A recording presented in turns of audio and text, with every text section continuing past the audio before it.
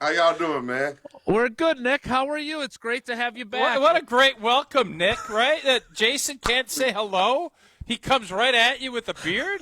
You know, the gray He and the came with beard. the beard. Talk, we finally got us a nice safety there. All the good things. But All right, I'm doing well. I'm doing fine. Let me start with something good then and make up for my rude introduction of you. All good. And I know we want to talk about what you've got going on with Visit Milwaukee and the tailgate party at Panther Arena for the draft. We'll get to that in a minute. But as I was thinking about you, obviously I loved covering you. You and I had a great working relationship, and we've stayed in touch since.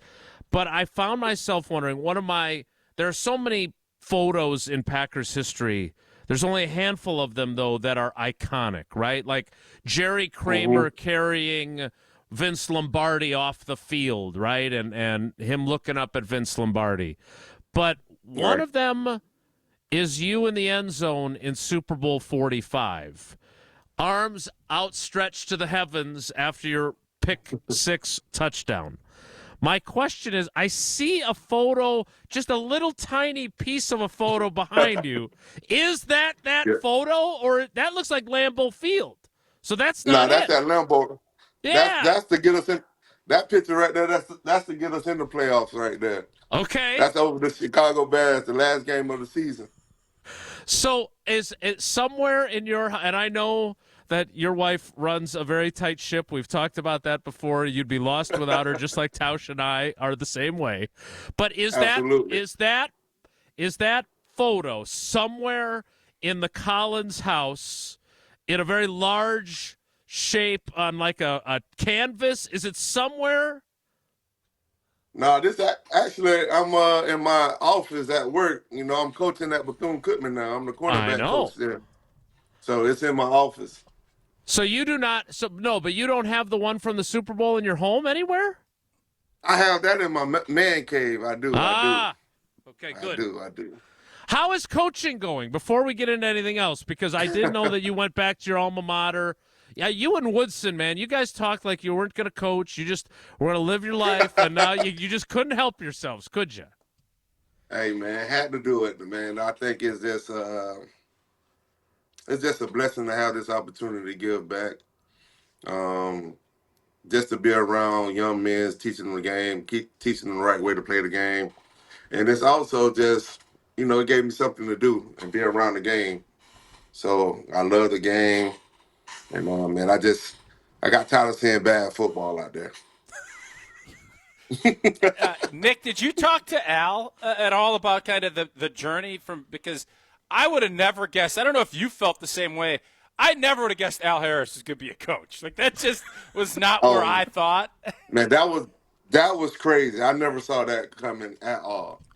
But once he got into it, man, he's been doing a phenomenal job. Man, he's having a hell of a career as a coach. And I think he's up there in Chicago now. Yeah, he is. Oh, man. Do you want to? I know you're focused on the job you have currently, which is you are very proud of your alma mater. I know that. Would you, if Al calls tomorrow and says, "Hey, I need a safeties coach. I need my old partner." Would you be willing to make the jump? Because I know you work hard now, but the NFL, man, woo, what do you think? It'd be tough, man. It's just the Bears, you know what I'm saying? Nah, it's just I have to sleep on it. Nah, if he do call me, it'll be a blessing. I would consider it, but it'll be tough for me. It'll be tough. So I remember Look at Wilde's trying to stir stuff up again. Yeah, you just get into your new job, you're finding your way, and he's already trying to create controversy, saying, "Well, Nick Collins is thinking about leaving for the Bears." Like, what? Jason hadn't changed much, has he, Nick? Not at all, man. Jason gonna be Jason all the time. Oh, great. Now I got both of you ganging up on me. Why are you always trying to stir stuff up, Jason? So, Nick, one more thing on coaching, because I do want to get to McKinney, and I really want to get to your event that you've got planned with Jordy Nelson down at the the Milwaukee Panthers arena in Milwaukee for the draft. I am curious, though.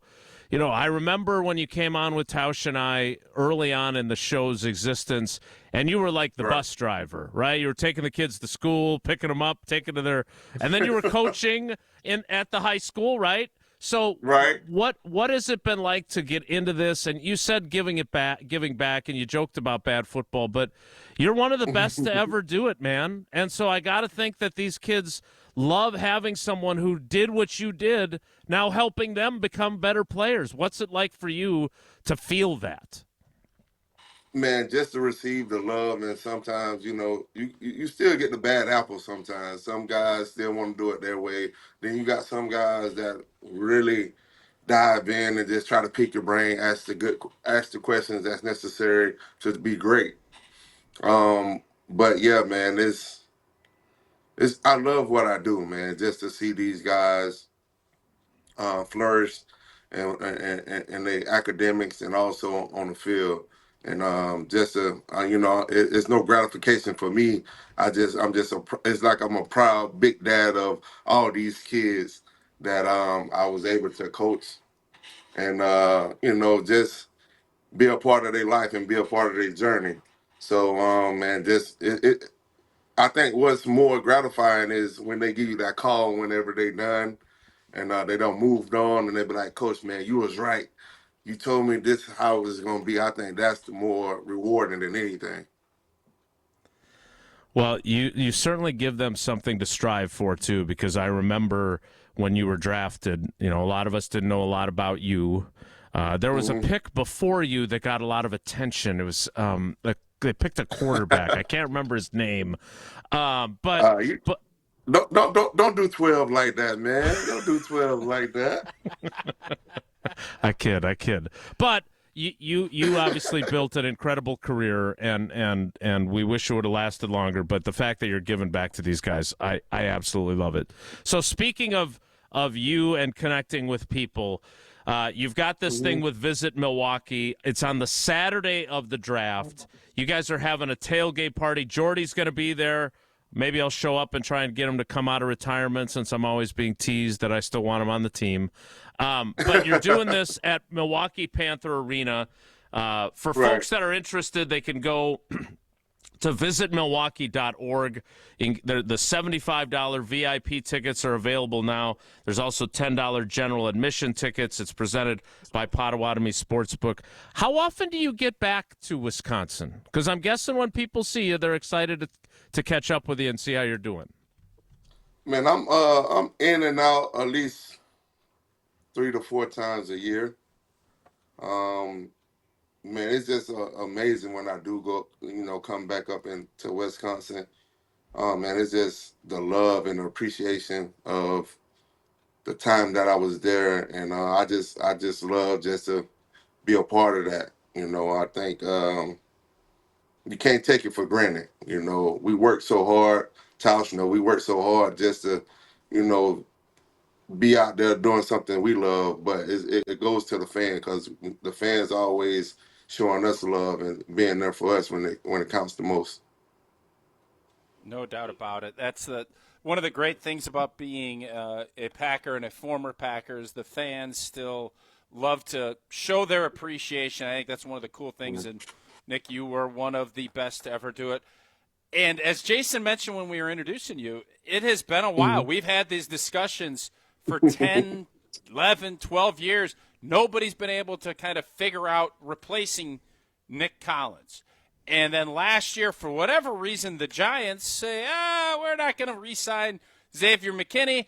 And 𝙒𝘅 goes and snaps him up. And all of a sudden, we got big-time play back at the safety spot. What did you – I don't know how closely you watch on a game-to-game basis, but what did you see from Xavier McKinney last year?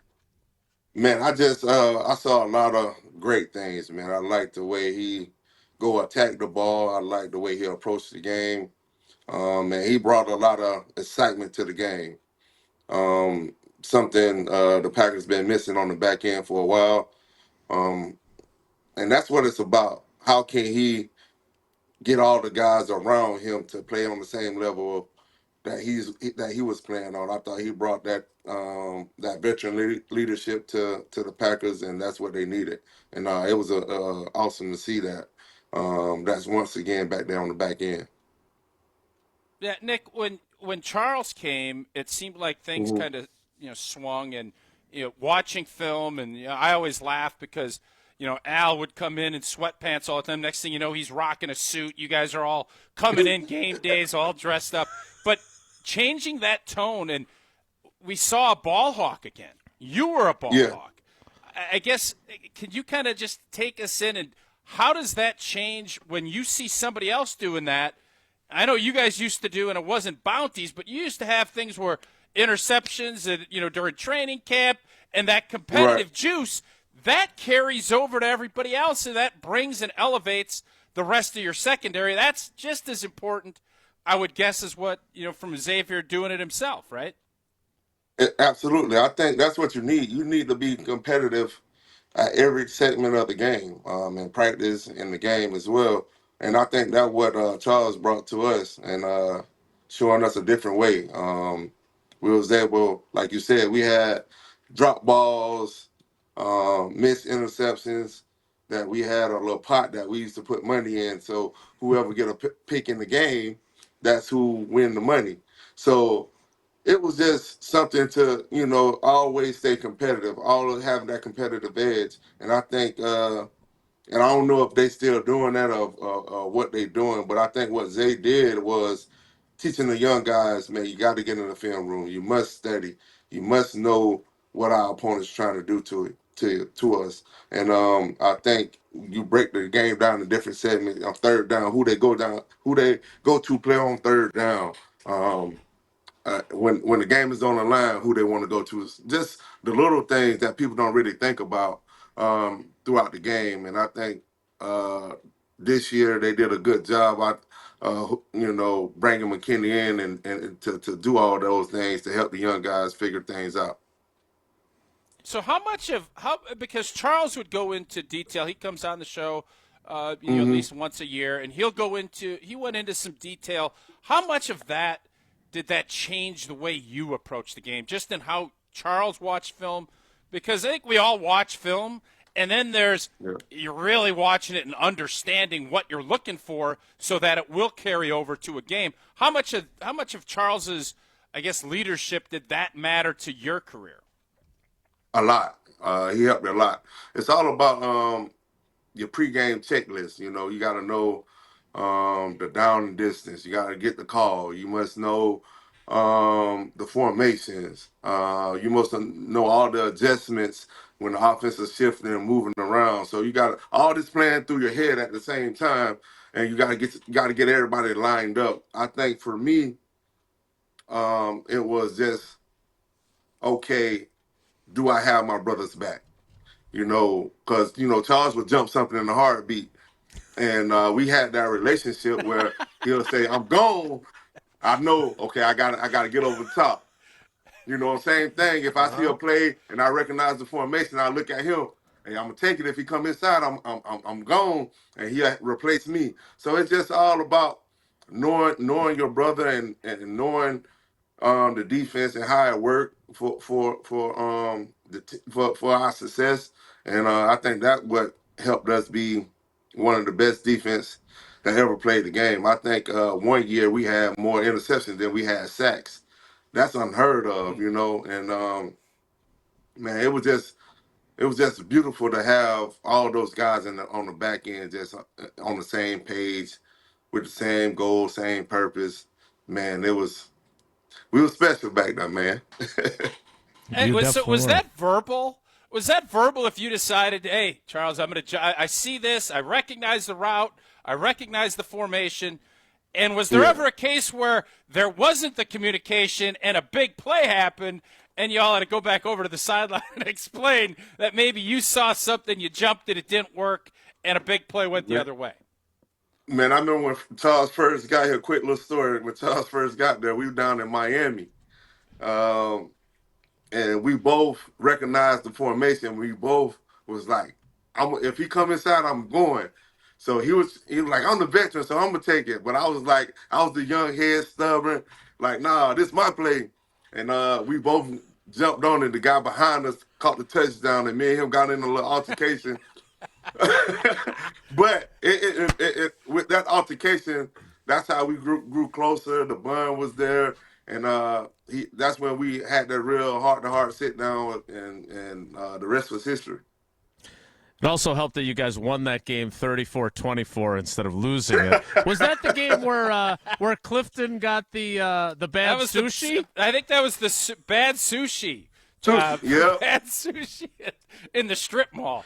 Nick and never it had was so sushi in a hot. strip It was mall. like 120 degrees down there on the field. It was rough. Talking with legendary Packers safety Nick Collins on Wilde and Tausch. All right, quick question. I want to talk a little more about the defense and then a little more about the draft too. But when everyone elevated their fashion game with Charles, why did that not impact the offensive line at all? Because God knows Tausch wasn't dressing up. That's not very nice. What the heck is going on here today? I would say this. We wanted to try to be professionals. Like, so Charles was like, we professionals, so this is what we're going to do. We're going to dress up, let them know we're here for business. I think when big games, I think Tausch threw on a little suit. He ain't have no tie on, but he had on a suit with his little button down, halfway. You got to make sure you're open. comfortable too. Yeah. No doubt. So Nick, since you watch, well, hey Nick, we're not going to look good. You know the old look good, feel good, play good. We just wanted to play good. All that other stuff. Be comfortable, play good. Right. I understand. All right, Nick. Couple things so we can let you get back to coaching. One, you talked about how you watched this defense. So Jeff Hafley, talk about trying to find a replacement for Nick Collins for over a decade. There's been some inconsistency in the systems here too, right? And the defenses have kind of been okay, not great, all over the map. It looks like they finally have a system that really works. What do you see when you watch this team defensively under Jeff Hafley? I think Hafley doing a good job understanding his players and who he has out there on the field. And I think they believe in him and trust in him, so it allowed them to go out there and just play freely. And that's what you want. You need a coach that's going to believe in the players that he have, and how can he shape the defense around those type of players that he have. He inherited some of those players, so he didn't get to bring some of those guys in, so he inherited them. So how can I make everybody happy and have fun at the same time? And I think he done a magnificent job with doing with the Packers. Well, and one of the guys that was, at least early in the season, seemed to be reborn in his system was Jair Alexander. And he had a pick 6 in Tennessee. I know you didn't get to play with him, but you've watched him. It looks like they're going to move on from him. 𝙒𝙬𝘀 leaving open the possibility, I guess, of him coming back. When you look at him, you see a guy who could still play. I'm curious what you think if you don't have a guy of that talent in your back end.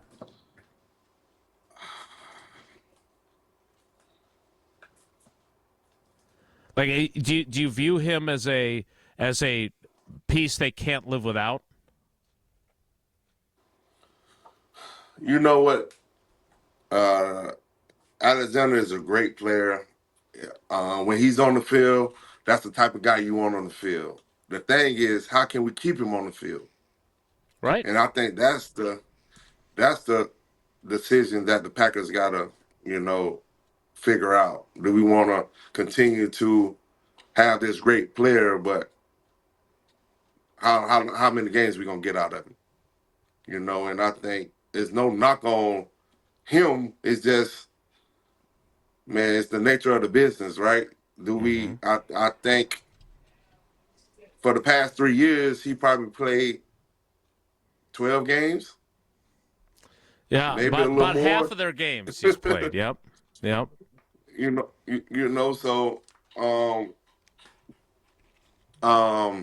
that's gonna be a tough decision.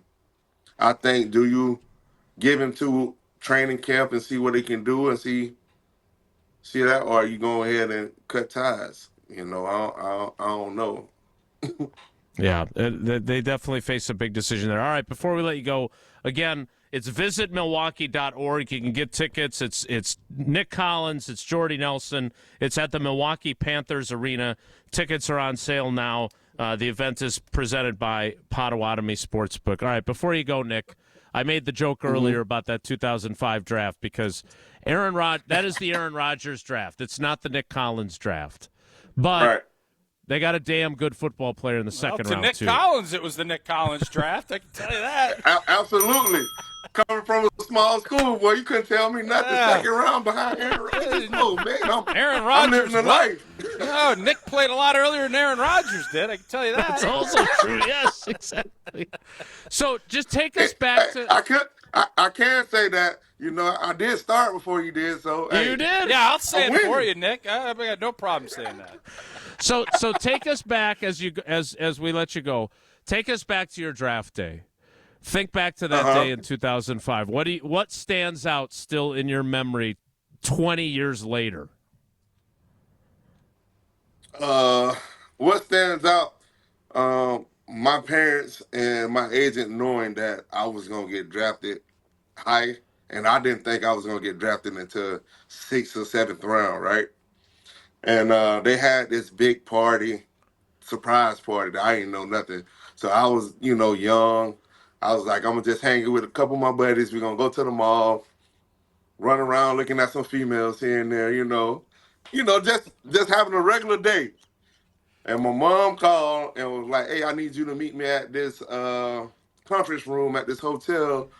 And I was like, Mom, for what? I'm not getting drafted on the first day. So I go over there, and it's 100 plus people in the conference room. They got the draft table, and everything set up. So I was shocked. But what stands out? The prank call I got before I got drafted. It was like first round. I think Atlanta had the 25th pick or the 26th pick or something like that. And one of my buddies called my phone, but it was from Atlanta. They was like, you might want to pick it up. And he got on the phone like, hey, bud, how draft going? Oh, man, I was like, I to this day, me and him talk about it. Like, I still owe him for that. But I think just to get the call from Green Bay, from Ted Thompson, bless his soul, and telling him that they were thinking about drafting me, I think that part, I went silent. Everybody else was screaming. I was silent because I was in disbelief just to be in that position to have that opportunity. Well, there were a lot of people that didn't know a lot about the safety from Bethune-Cookman, who could also play corner and was a ridiculous athlete. And Ted Thompson knew, and he could not have been more right about you. And you know what? It's April Fool's today. I think it's a good day to get your boy back. I don't know what you could do to him, but it's a good day to get him back. You know what? You're right. I didn't even think about that today. I need to give him a call and be like, come up with something. Nick, we always love it. Tausch. Yeah, Tausch is always thinking of ways to get back at people. That's for sure. Nick, we always love having an excuse to talk to you, buddy. We love it when it happens. Thanks so much, and good luck going ahead with your coaching career. Good luck with the big event on the Saturday of the draft, and we'll see you down the road. Thanks. I appreciate it. Thank y'all for having me, man. Y'all stay blessed.